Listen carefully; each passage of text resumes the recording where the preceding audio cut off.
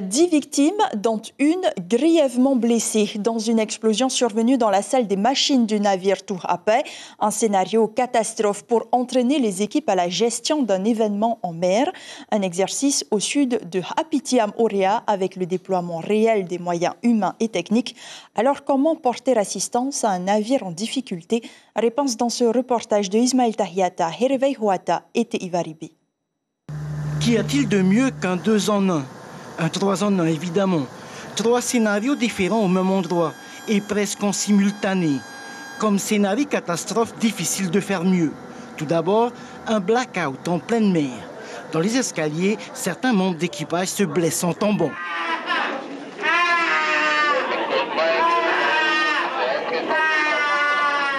Et ça continue. Une salle des machines prend feu. Sans électricité, impossible d'utiliser les pompes à eau. Là, on est actuellement en largage du CO2 en simulation parce que j'ai pas de pompe incendie en fonction. J'ai des GE principaux dans le scénario qui sont en panne. C'est pour ça, je sais pas, j'ai rien, j'ai juste des bouteilles de gaz que je vais utiliser dès maintenant. Parce que l'incendie ne m'attendra pas, donc il faut que je trouve un moyen pour l'éteindre. Et enfin, une explosion de moteur. Le mécanicien est gravement touché. Le bilan des blessés est lourd.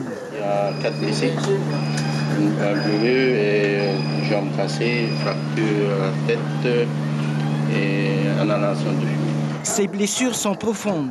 Il doit être évacué d'urgence. Le mécanicien sera transporté en haut du bateau pour y être élitreillé.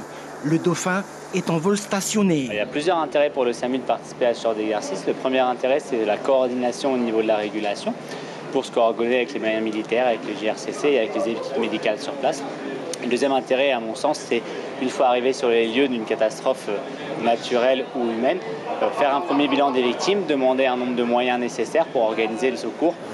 Le bateau, lui aussi, devra être soigné. Avec l'assistance d'un remorqueur de l'armée, ils vont venir nous remorquer, vu qu'on est en panne au niveau des machines.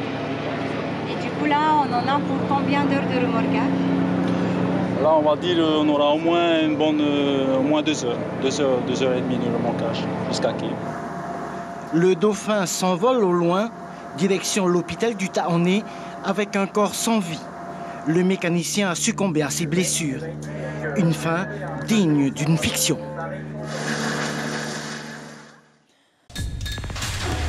L'information en continu sur Polynésie la première, Internet et réseaux sociaux.